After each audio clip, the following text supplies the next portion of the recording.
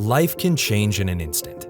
If you've been hurt in an accident, suffered from medical negligence, or are facing criminal charges, you don't have to face it alone. At Ryan Miller and Coburn, we're here to listen and fight for you. We're your neighbors, traveling across Montana to stand by your side as your link to justice. Real people, real help, right here in Montana. Ryan Miller and Coburn, your Montana attorneys. Back for another week, and now we're into the final 8. What a crazy week it was last week in the second round of the FCS playoffs. And here we are. And this is actually something I've been looking forward to for a really long time. Jordan Tripp joined us here on the Big Sky Breakdown. And it's not that I root against these teams, but I've just seen them a bunch. And it's always fun when the crossover happens. But North Dakota State and South Dakota State lost for the first time in the same weekend in like 10 years on Saturday. So we're going to have a new national champion. What a cool opportunity. What did you think when you saw that NDSU went down? I know me and you were at the SDSU game together. We'll get to that one. Thorough effort by the Griz. But what did you think when you saw that NDSU went down? I mean, a lot of things. I mean, this is part of being the fun of being a fan. I'm at the, Montana South Dakota State game, and the whole time, I got my app up. I'm checking scores and looking at stuff, and pretty soon, like, I see that I was actually talking to the commissioner of the Missouri Valley Conference. He was at the Montana South Dakota State game, and it was right before I went on camera. I was like, Illinois State's giving NDSU some fits. I'm like, they're a good team, obviously. And so I keep track of it. And I'm sitting next to one of my buddies on the Montana side, and I'm like, hey, man, look at this. They just scored. It's 21-28. Hold on a second. They got 2 minutes left and they're driving right now after that fumble. And I'm like, they're gonna go for two. And then then it was like a bang, bang, bang, and then they announced it on the loudspeaker at the stadium, and people, obviously went nuts because nobody expected it. I mean, they were like a 28, 30 point favorite or something like that. Yeah. And um that's playoff football though, and everybody's good, including that team that beat them, Illinois State. Just shocking though. I mean, some people were saying that this North Dakota State team they thought was one of the best that they had, and I would probably agree with them. Right. Um, Credit Illinois State, man. It's crazy too, because the one thing I was really thinking about was how, first of all, the wide world of college football has gotten so crazy, just so nuts, right? Right? Like the stuff out of Michigan is just like, what is Oh happening? my gosh, dude, what's going on? You can't even like write this. Like that's made up. That story can't be real. That is like something out of a crazy movie or something like that. But It was it's like true. bang bang. It's Just just nuts. But I mean, I think we've had like 30 different coaching changes at the FBS level. I think like something like 20 of them happened during the season because like the money is just of no consequence to these schools anymore. They can just buy out your contract like that. Doesn't matter if you have a $30 million buyout. They got it. Or yeah. Crumple's Cookies got it, or Adidas got it, or somebody's got it for you, right? Like you can just do it. But anyways, I was thinking about how you look at the final 8 teams in the FCS, and what a great testament to continuity.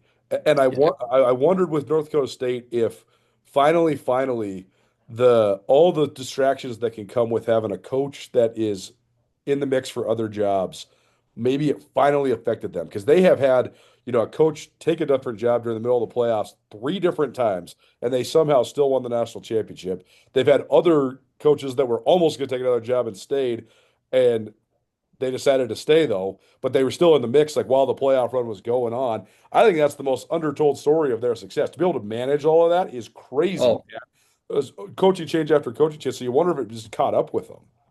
yeah. I mean, you say that, we're here to take care of business. We're not going to let the external factors affect our play, on the field and prep in the building. But I mean, you very well could be right because I don't care what you say, those discussions are happening. They're Yeah. happening in the locker room, and sure, you go to work and you take care of business, but maybe it did. Maybe it finally did because I mean, is it Polsek? Is that how you say it? Yeah, Polasek, yeah. Polsek, Coach Pol. I mean, he's done. I mean, look at they're 12-0. I mean, Right.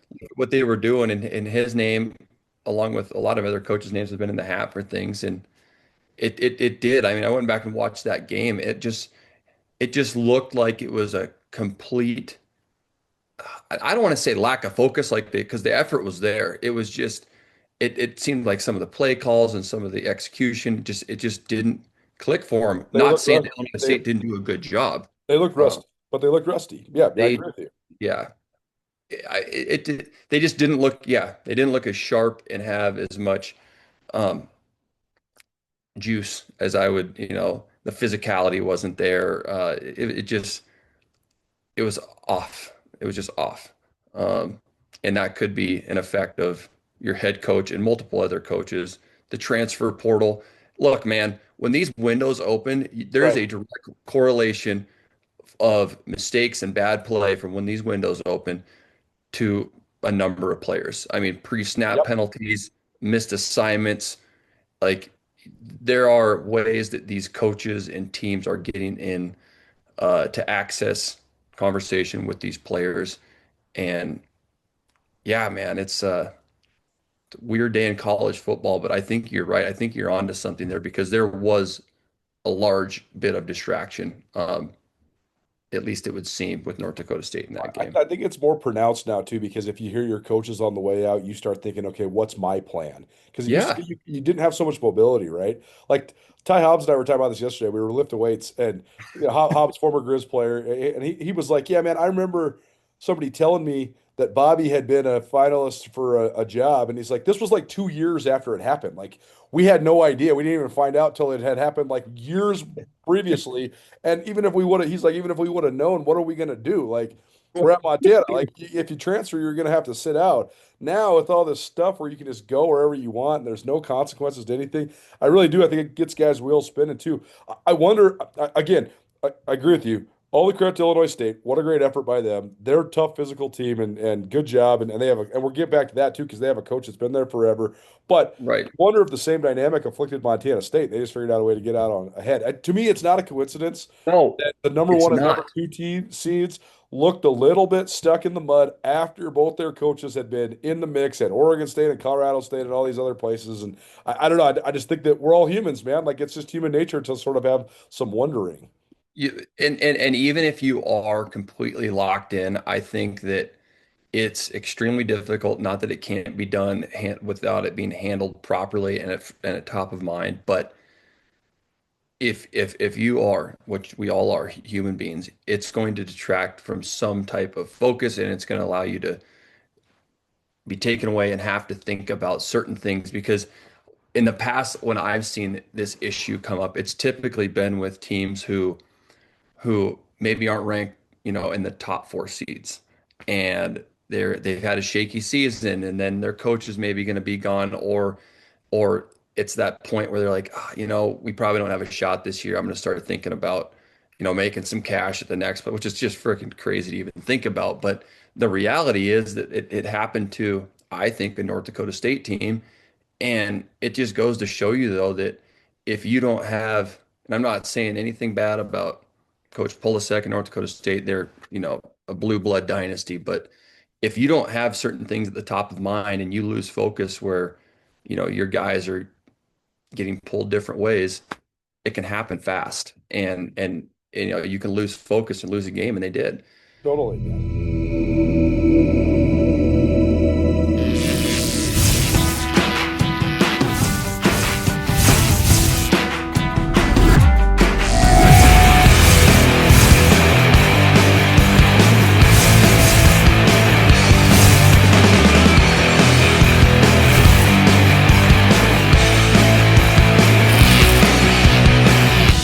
Jewelry Design Center. We want to be your jeweler for life. The Comedy Night Showcase hits DraftWorks Brewery on November 6th at 8:30 p.m. Tickets are $30 and include entry plus 2 drinks. Grab yours at draftworksbrewery.com before they're gone. Come thirsty and laugh until your cheeks hurt. Yo, Tara, what up, E? What's going on? Man, those are some nice medals. Yeah, man, these are hard to come by. Yeah, well, I've got 2 of them. Well, that's nothing like going to March Madness, though. We did go to a national championship. Okay, guys, whatever. Let's just get on the Montana party bus and head over to Press Box for lunch. Yo. Nuanez now and Skyline Sports, covering Montana athletics and the Big Sky Conference better than anybody. The Montana Party Bus and the Press Box are also proud supporters of Montana athletes. Hey, cheers to you guys, man. Cheers to Montana. Cheers to chasing more championships. Totally, man. And like last year was such a unique year because it was the final year for all those guys that had all the extra time, like the 5th and 6th year seniors that at these places. So you had these same storylines at North Dakota State and Montana State and UC Davis and South Dakota State. Like I remember last year, the Final Four teams, all 4 of the quarterbacks in the Final Four had been 4-year starters who were now 5th or 6th year seniors. Tommy Malott, Cam Miller, Mark Gronowski, Aiden Bowman from South Dakota, who now somehow has another year. I don't know how the hell he has another year, but he does. He's been there. He's been there forever. This is like his 4th quarterfinal start of his career already. It's nuts the way that these guys make it all string out. But anyway, last year though, it was like, okay, they got so many of those guys that could have left to stay because they said, let's do it one more time. Let's have one more run. Come back. We'll make this special. And you had all these teams that had the greatest years in their school's history, or one of at least. But now they turned the page, so I think it gets more difficult. But then on the other side, you look at the what's left now. I mean, that's why I wasn't surprised. I've known Brock Spack for years, man. He's the Illinois State head coach. This dude's been there since 2008. He's gone against NDSU probably 30 times between the regular season and the playoffs. So you knew he was going to have a plan, right? Like you knew he was going to have a plan. And that's the thing. Like North Dakota State overwhelms almost everybody with their physicality. Hey, Brock Spack was at Purdue for 22 years. I mean, he knows how to coach in the Big Ten. Like he's a dude, and he had his team ready to roll. And then that's the thing. If you could hit North Dakota State back, now all of a sudden you get a real fair fight. They shut their run game down, and they pressured him. They pressured him. I mean, all day long, and they kept Cole Payton contained. But I mean, just you kind of go back and you watch that Youngstown State, North Dakota State tape. When it was 38-30, Youngstown did the same thing. It was kind of a blueprint. Everybody was like, "Wait a minute, what happened?" And it's football is such a copycat league that if once there's blood in the water and you find something, you better clean it up or else you're going to get it every single week. And even if you shut it down for a week, people are going to see it on tape and they're going to come back to it. And they certainly, in my opinion, saw what Youngstown did, put their own spin on it, and they shut them down. I mean, it was look, it's 28-14, with 4 minutes left, and then Illinois State, bang, bang.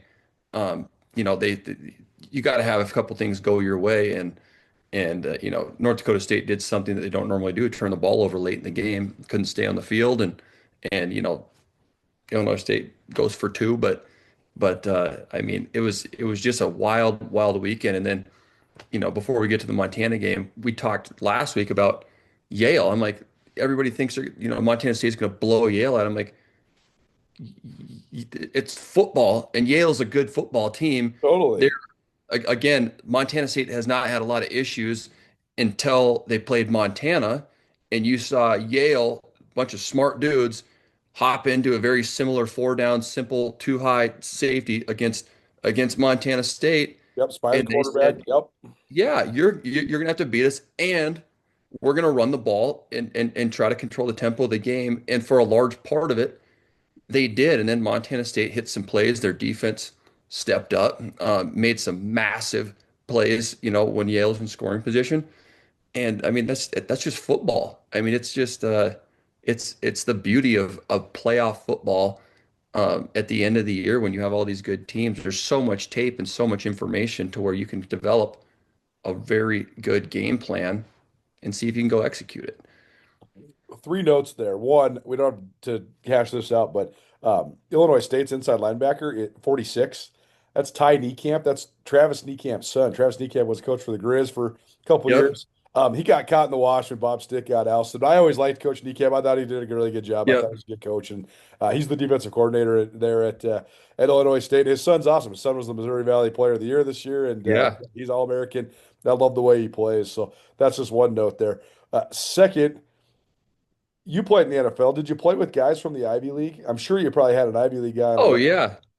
So there's, a couple of tight ends and fullback. But there's guys sprinkled in, from the Ivy League all over the place, and they're good ball players. Back then, obviously, this is their first year they can play postseason since I can't remember what it was, but typically, you just don't see them because unless you schedule a non-conference matchup. Sure. And I mean, who's going to schedule a West Coast and an East Coast matchup, or nearly West Coast, I should say. Yeah. But yeah, but there's certainly guys. I mean, I'm trying to think of the guy's name. He was from Harvard, baller on special teams, just a killer.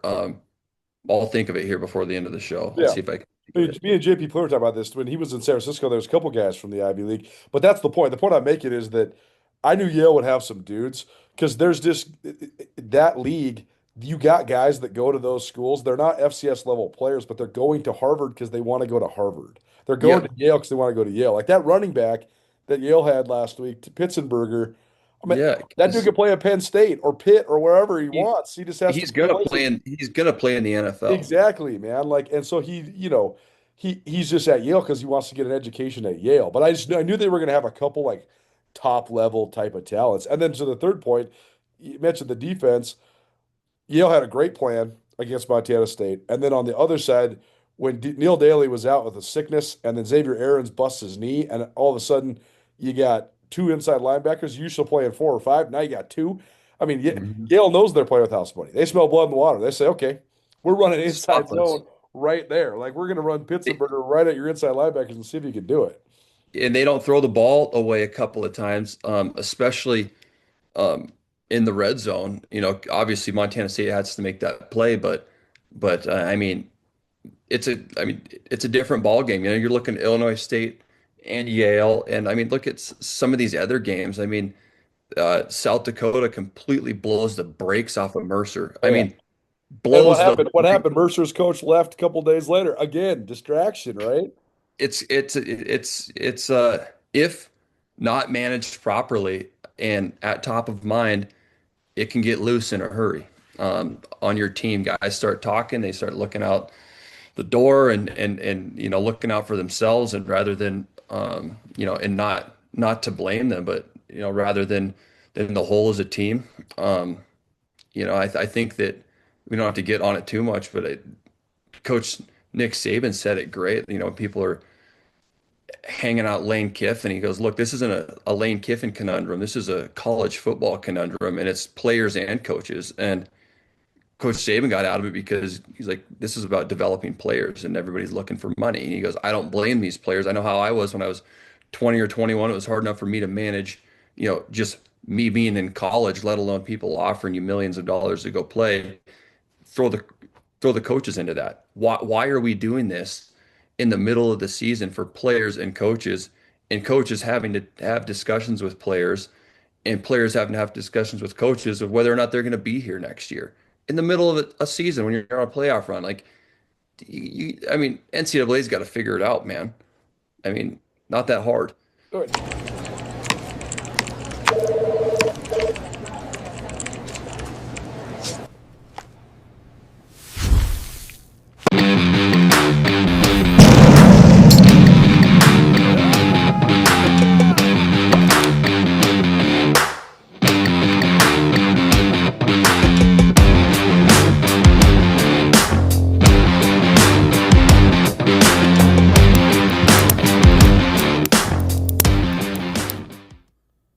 Thanks so much for listening to our Big Sky Breakdown podcast series and for tuning into our Skyline Sports YouTube channel. If you have not, please rate, review, and subscribe. Particularly subscribe. Click on the subscribe button.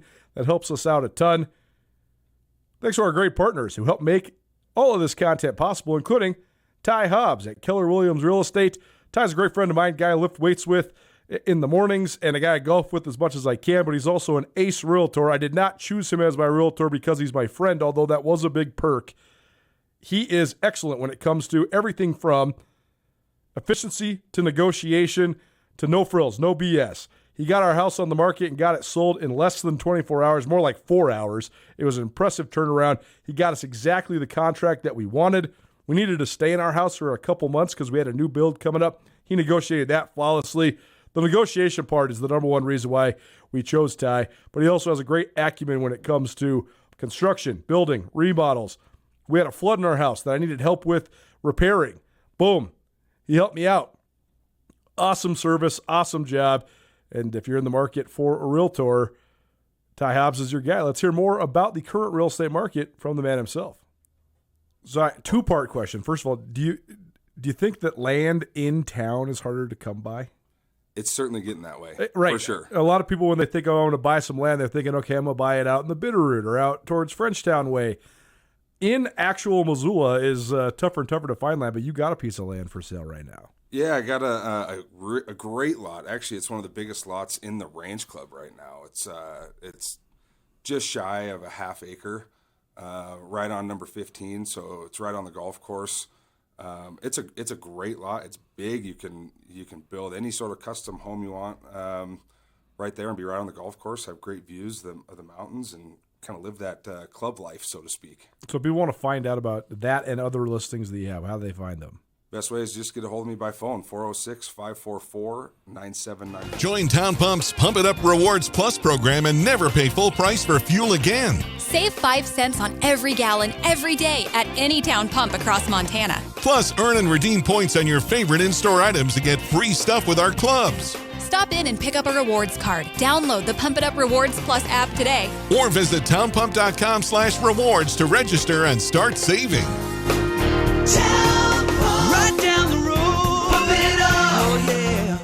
I mean, it had a huge impact on the national championship game last year at the FCS level because all those Bobcat guys, they all had gotten offers. Like, I know a lot of people want to be naive. They want to make themselves be naive because they don't want to believe the worst parts are true. But when Scatteray Humphrey and Rohan Jones enter the portal and then they tweet that they have 14 offers within the first hour, those guys didn't just get off the phone with those schools right then. Those schools have been sending them the offers since December 8th or whatever. They've been talking to these guys for a month by the time that all happened. Mm-hmm. So I don't know, man. It's not to get biblical and religious with it, but it's like walking in the Garden of Eden, man. The forbidden fruit is right there, and it's so hard for these young men to not go taste it. And I just don't know. You're right. They have to make rules to regulate this because we don't. It's That's not the thing. It's not an individual problem. It's a college football problem. It is. And look, I'm not a head coach, and I'm not even going to sit here and begin to criticize one way or another or the NCAA. I'm sitting on a couch right now and we're talking about this, and my opinion for whatever you think it's worth is you have to obviously the NCAA's got to clean it up, but as a staff, as a coach, as a player, you have to develop some type of way to where you talk about the elephant in the room and you go, look, we understand the situation they're in. Here's our plan to handle it, because if you do want to, be an ostrich and put your head in the sand, you're going to miss it. I mean, and you're going to have distraction. You need to have a way to attack the distraction in the new landscape of college football. And the other thing too, with these players, coaches are maybe a little bit different because there's only so many spots. Yes, that's true for players, but these players, if you are a top level talent, look, I don't agree with it, but this is the landscape that we're in. These agents who are taking 20% or whatever, they're like Wall Street. They're drumming up business. They're shooting stock. Hey, I got a guy for 800, but then they're calling the head coach over here and can you match it? And then they call the player, hey, I got somebody who's got you for 8. It's ridiculous. So my point is, tell the kids, finish your season, okay? If they really want you, this will be here after you're done. Yeah. You don't need to have this discussion in the middle of the season. I think you need to slap some big ass fines on these agents in these schools for tampering with players, and somebody's got to get hit, and they got to get hit hard to know that you can't do this, because you can't expect, in my opinion, a college athlete, let alone a grown ass man who's a coach, to say, all right, hey guys, I know they're offering you $500,000 right here and you have nothing, you come from nothing. Just don't worry about it, all right? And then just, focus on this. Right. And it'll be there for you after the season. That sounds great, but that's not reality. So there's got to be something to handle the Wild West here, because it's definitely affected late season college football. Well, certainly the North Dakota State loss set ramifications around the entire FCS, but I thought the Griz win didn't get enough credit in terms of the magnitude of it against the opponent. I think that the performance got all the credit Like everybody I've talked to has been like, "Wow, how great did the Griz play on Saturday?" And that should be the lead because man, they played awesome. If Ayat plays like that, good luck beating the Griz, man. I mean, you and I were texting. He looked like a pro on Saturday, man. Like he made some throws where you're like, wow. But I think it diminished a little bit the fact that they beat a good ass team too, though, right? Like I think South Dakota State had a whole bunch of problems this year, mostly driven by injury, but they did a really good job to get it to there. But the point is, they haven't been out of the Final Four since 2017, and now Montana knocked them out of the Final Four. So what a great job by Montana, but also what a win just in terms of what it means for the FCS too, because it's just now here we are, North Dakota State's. That was the thing I heard from everybody. Nobody's going to win the national championship unless they got Dakota State on the end of their name. Well, now this year somebody is. Yeah, it's funny you say that because, the first point that you just made, that win that Montana had, they've shown how explosive they can be and how good they can be on defense and special teams. That was their best game of the season. I thought the game against Montana State was their best game that they've played of the season, with the exception of the ball not bouncing their way a few different times. That last game against South Dakota State, that was a healthy South Dakota State. Their starting offensive linemen were back, their linebackers were back, their safeties were back. Chase Mason was back. Chase Mason was, yes, still hurt, but he was able to try to run the ball. Montana physically beat South Dakota State down. And I mean physically. And I know everybody's talking about him, but you throw on and you watch number 58, absolutely. And I mean, I'm not saying this just as football speak. He absolutely ran through the face of their offensive lineman multiple times on one play in particular on third and two, their right tackle. He buckled him and sat him down. And that was a statement when whoever's watching and they throw that on tape. That is something that you watch as a player on tape and an offensive lineman. You go, we have a problem here. And then you go look at who we thought was going to play, Keon Loud. Physically, he threw their wideouts around like little kids. I mean, it was a completely different physical matchup. And I was honestly I want to kind of credit, because I actually saw him and haven't had a chance to do this year. Physically, yes, you got to have guys who are physically talented, but Dan Ryan, their strength coach with Coach Gerber, like his background, and maybe some of the people listening don't know who he was. That was my strength coach.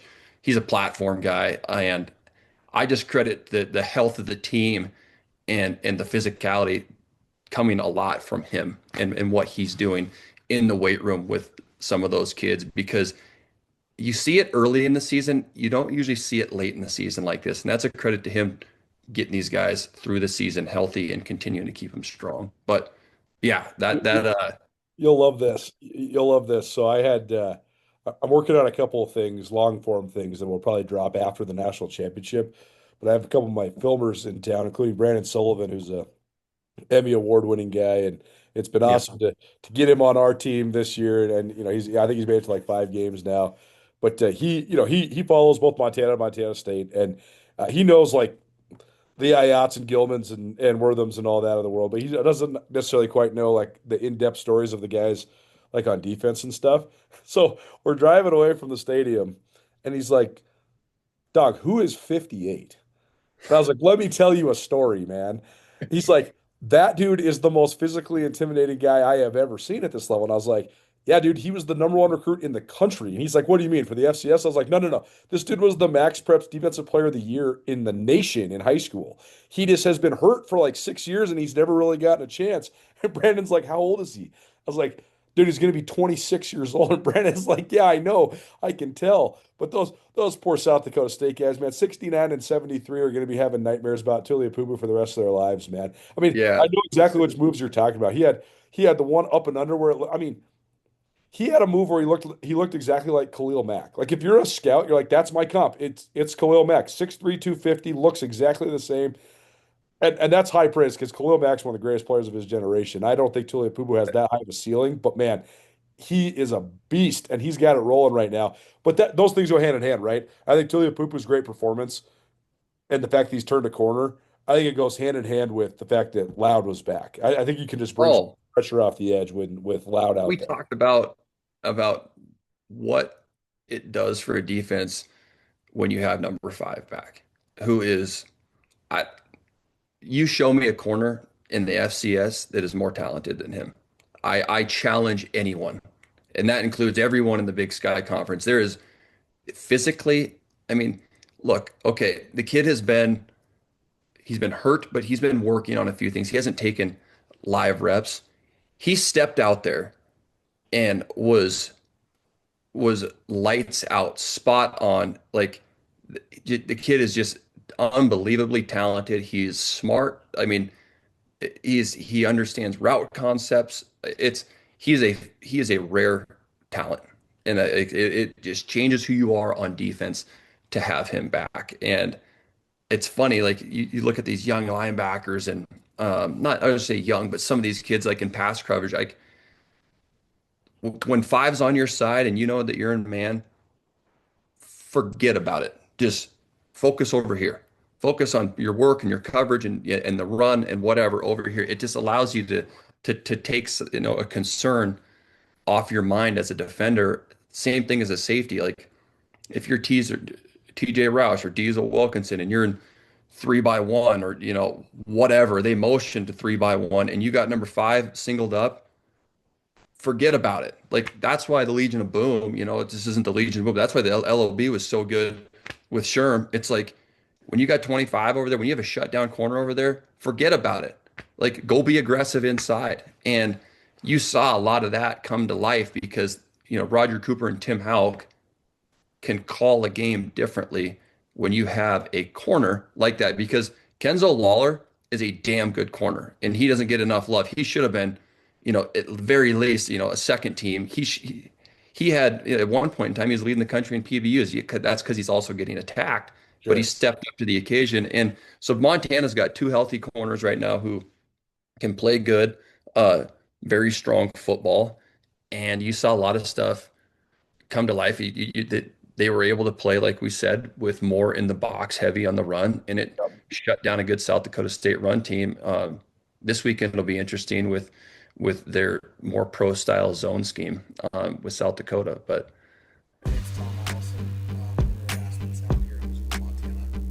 being in this industry since I was in college, one of the things I think we take the most pride in is Advertisements has been such a presence in Missoula for almost 40 years. The cool parts about our job is people always ask me, what do you do for a living? I sell phone, whether it's as simple as window tint all the way up to integrating a backup camera into a factory screen. I'm pretty excited about the options we can present. Thanks so much for listening to the Big Sky Breakdown podcast series and for tuning into our Skyline Sports YouTube channel. If you haven't already subscribed, please subscribe to both the podcast and all your various podcast hosting networks and to the YouTube channel as well. Thanks to our great partners, including Ryan Miller and Coburn Law. Ryan Miller and Coburn are ace attorneys, each with different expertise. Paul Ryan, the master when it comes to DUIs. Angie Miller, excellent in medical malpractice. Abigail Coburn, federal drug charges. She's the one you want defending you. They can help in any and all sorts of criminal defense cases. They have a live answering service that's available 24 hours a day, 406-542-2233. You can also visit rmcattorneys.com. Ryan and Miller and Coburn, your Montana attorneys. Let's hear from RMC right now. How about just your connections to Missoula? What's kept you here for, most of your life, right? Yeah, no, I love Missoula. I went to grade school, middle school, and high school here, and ultimately graduated from the University of Montana. My family's here, so many of my friends, people that I see. It's such a great feeling. I think people that know Missoula, whether you grew up here or whether you've moved here, they understand this is such a magical place. The people are so friendly. It's a safe place. I got to raise my daughter here, and just see the development of Missoula and its growth, which is great. But it's still small town to me. And I know, the places that I go, if I want to go get taco treat, I've been getting taco treat for probably 40 years, and that's where I want to go. But just so many friendly faces and people probably is what really keeps me. Meeting her stopped your world. The ring you give her should stop her heart. Tina, will you marry me? Not again! Don't worry, I'm gonna fix this. because we want to be your jeweler on our beautiful diamond. Clear. Come back to me, Tina. Are you okay? When Loud back to it, it changes everything because not only is he a great player, but it unlocks so much of the coverage stuff you can do. Like you're saying, you can just say, okay, forget about this whole side of the field. It also makes your DBs fall into order too, because they've done a great job of rotating guys through to try to like mitigate some of the weaknesses. But when you have Lawler and Loud, and then you can play Roush, Harper, and Wilkinson at safety, now you can play Wilkinson at the nickel, and now you can play him in the box, and you can blitz him, and that's what they were. I mean, that first pick, that was Wilkinson coming off the back end. It was a good play by Roush, but it was the nickel pressure that they brought out of the slot corner spot there, and yeah, it's that just gives you such great, crazy pass coverage abilities because Roush has played corner before. So if he's your strong safety, that's great strong safety pass coverage. Harper can play corner. That's your free in that package. And then you got a guy who can play in the box and also cover a little bit too in Wilkinson, plus 2 lockdown guys in man. It just opens up everything you can do defensively, play calling wise. And I think it changes everything for Montana moving forward. Well, it allows you to be aggressive while playing simple, if that makes sense. I mean, you don't have to bring 6 and have more exotic pressures. That doesn't mean it can't be part of your DNA.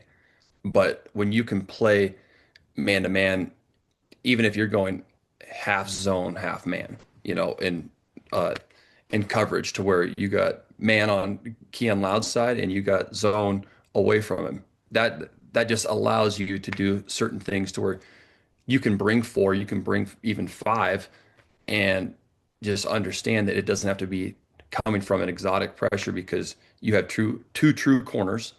And then, like you said, between Wilkinson, Roush, and Harper's one of the best slot corners or nickel, best slot corners I've seen at the FCS level. Yep.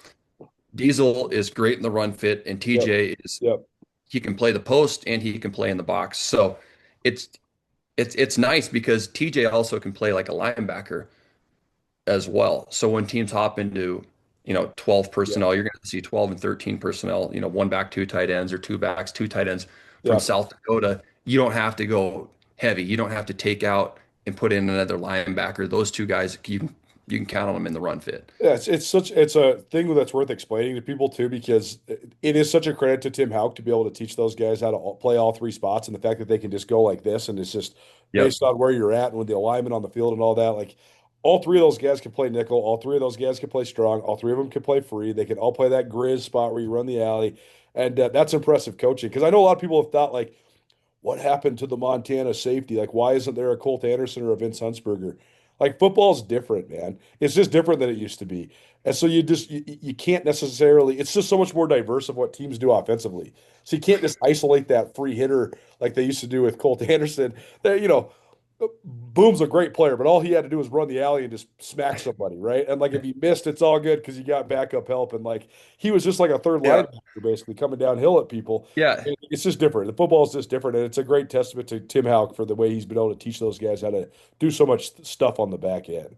It is. It is really cool, and I know that they're not the only team doing it, but you see it more in the NFL to where there's so much what they call ID motion. So like when you sit and whether it's the coach in the headset before 15 seconds, or they're signaling it in, or the player who's the quarterback above the shoulders can actually handle it on the fly when there's a back in the backfield and they motion him out, or if the back they start an empty and the back's at number 1 or number 2 and they motion him back, they're trying to see as an offense on defense if a linebacker, a safety, a nickel corner, or whoever is covering and tracking, or if it's 2 by 2 and they motion them all the way across, they're trying to see if they can get somebody to travel with them, or if the defense just shifts.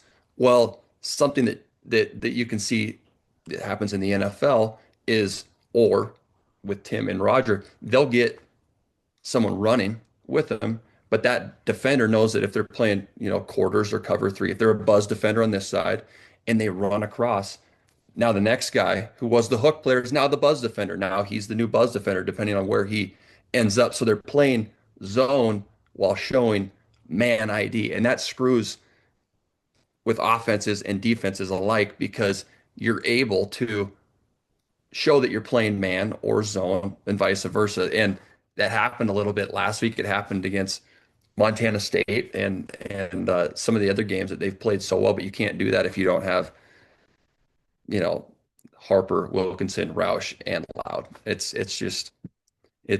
cool to see a defense come to life. I'm just nerding out right now. I love it, and it's a good thing because I think that so much of the talking points across the media lexicon in Montana all week has been the offense and the fact that Ayat threw for a career high 360 and he threw 4 touchdowns, and the Griz rolled up 50 on South Dakota State. But the defense is, to me, we knew their offense is good. I mean, they've scored 40-something on everybody. To me, the progress the defense has made, the reemergence of Loud, and also the fact that I thought Montana definitively won the line of scrimmage on both sides of the ball on Saturday, and I think that's the first game where they've done that. They've had games where they've hung. They've had games where they've won the line of scrimmage defensively quite a few times this year. But on offense, they've had times where they've held their own, but not necessarily blew teams off the ball. But I thought they blew team both sides of the ball. I thought they dominated the line of scrimmage, and to me, that's the thing. I knew Montana was going to be good enough on offense to make a run. I was so interested if they were good enough on the fronts and defensively, and now I think they're good enough across the board to make a run. Yeah, I totally agree with that. Not unbiased, not as a former Montana player, Montana fan. I truly believe that the quality of the Montana Grizzlies, both coaches and players and team as a whole, they play at the level that they're capable of. They will not be beat for the rest of the year, and that is as objective as it gets. They are talented on defense. They are explosive on offense. They have an edge in special teams, and when they play they have, and this is again unbiased, they have the best quarterback in the country. I don't care what people can say what they want. Watch the kid and watch him throw the ball on time, outside the numbers, across the middle when he is on, and he has been. He's understanding coverages. He's understanding where to go when it's hot. He's, whether there's a pressure, he understands when to throw it away. The most dangerous thing about him is the fact that he can run, and he didn't even run last week. He did all that from the pocket. He didn't do it running the ball. Do you think that helped him? Do you think that helped him a little bit? I think so, and I think he was so decisive, right? Like his one thing is, you're right, he's such a great runner, but his one thing is he's not quite as, how do you put this? Sometimes he takes a little bit too long to make the read out of the RPO. And on Saturday, he knew he wasn't going to run, so it's boom, boom, boom, boom. 1, 2, 3, boom, check down. Like there's a couple where he just got through his reads like, he looked like a pro. He looked like a pro getting through his reads as fast as he did on Saturday. And I'm not comparing him to this one person in particular. I'll just say this: the most dangerous quarterbacks are the ones who can pull it and run, but don't. They're the ones who scramble to throw. They're the ones who keep the play alive and hurt you with their arm, not the other way around with their legs. Because when I'm going to say his name. Aaron Rodgers was one of the most athletic people I've ever met in my life, and he could run, but he rarely did run. I just remember sitting in so many defensive meetings going, this guy runs to throw. He scrambles to throw. And what that does is it keeps the play alive. And not necessarily that Kaylee did that last week. He threw early and on time, and if it wasn't there, he got rid of it. But it poses the threat to where in some of the big plays explosives that have happened for Montana this year is when he's extending it in the pocket or outside of the pocket behind the line of scrimmage and throwing the ball downfield. So I'm so impressed with his continuous consistency to understand defenses, put in the work, get better, and you're seeing his arm talent come to life. I mean, his arm strength is it's as good as it gets, man. I mean, it's unbelievable how he can drive the ball downfield and outside the numbers. You just don't see it a lot from quarterbacks, especially at this. Five Valleys Restoration, your view is our view, and what a beautiful view it is.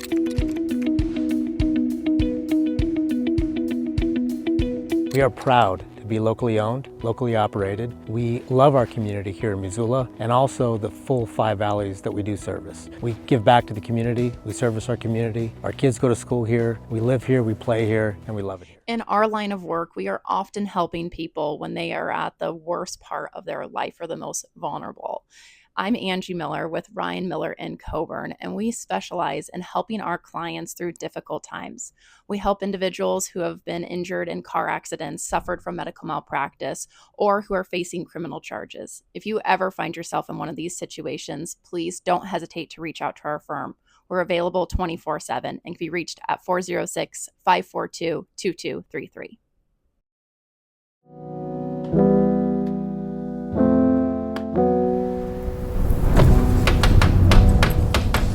Hello, my name is Kelly Ayat, quarterback at the University of Montana. In the off-season, it's important to do everything you can to prepare for the season. In high school, that means funding your program. In my experience, Vertical Raise is the ultimate online fundraiser platform. Now broaden your reach of your fundraiser and bring in more money than other platforms. And there are no sneaky or hidden fees like other companies. If you're trying to raise money for your program, reach out to Vertical Raise today. Yeah, you don't. Okay, what's your thoughts on Saturday then? South Dakota comes in with a pretty defined identity. I mean, I watch them. They look exactly the same as the South Dakota team that went to Bozeman last year. A couple different players, but they're a good team. The guy who's the head coach was the defensive coordinator since I think 2018. So it's the same system they've been running forever on defense. They're good on defense. I think the linebackers are good, and on offense, it's just this zone scheme. They got big offensive line. They blow you off the ball. I think the running back is sick. The fact that dude was their 4th string running back last year. Amazing. He's rushed for like 1,900 yards, but they had the Travis Tice kid who was unbelievable. They had the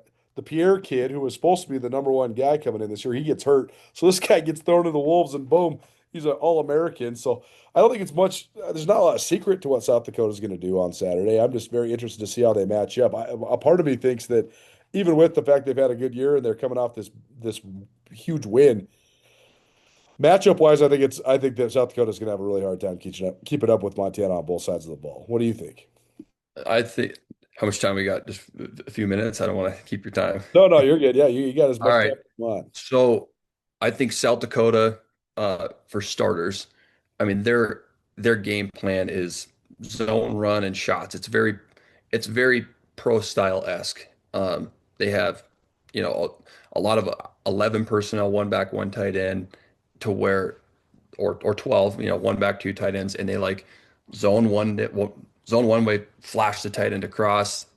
The running back has an aiming point and just picks, and then it's kind of like your old Denver Broncos style offense with Terrell Davis, or your Kyle Shanahan almost. There's a wrinkle of Kyle Shanahan where you get hard zone one way, and then you get zone, and then when you see the receivers condense down, they'll go under center or they'll go from gun, and they'll do zone boot or zone shot over the top. So you're just going to see a lot of outside zone, inside zone, zone cut, and then deep shots, over the middle after they've kind of set it up a few times. And I think early on in the season, people were like, what happened to South Dakota? Well, they were kind of just finding their identity, and now they have. And totally, Aiden Bowman is a good quarterback.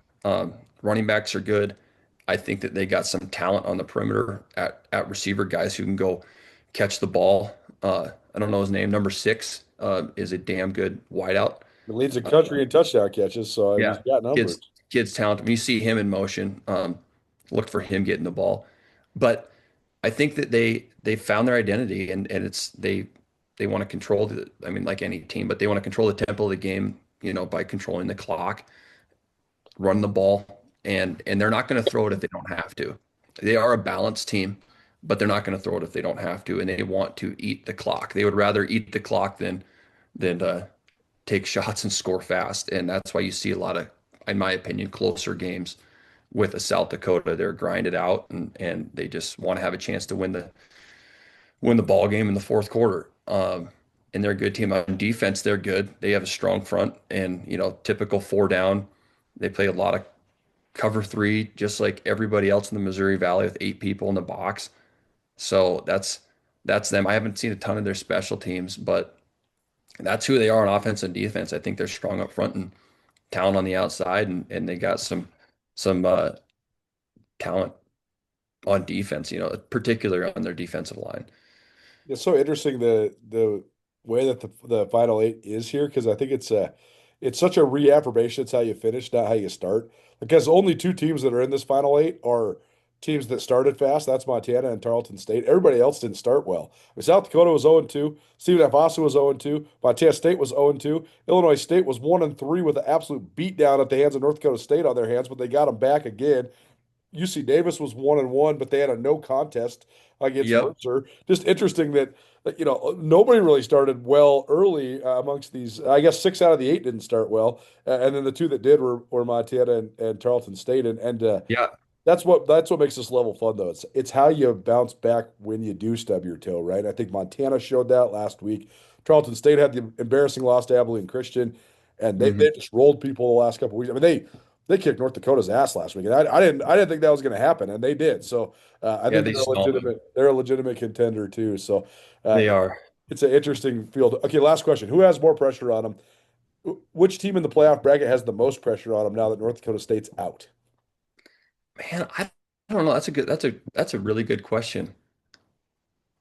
Okay, this is just my take. This is going to maybe sound stupid. Personally, I think nobody does.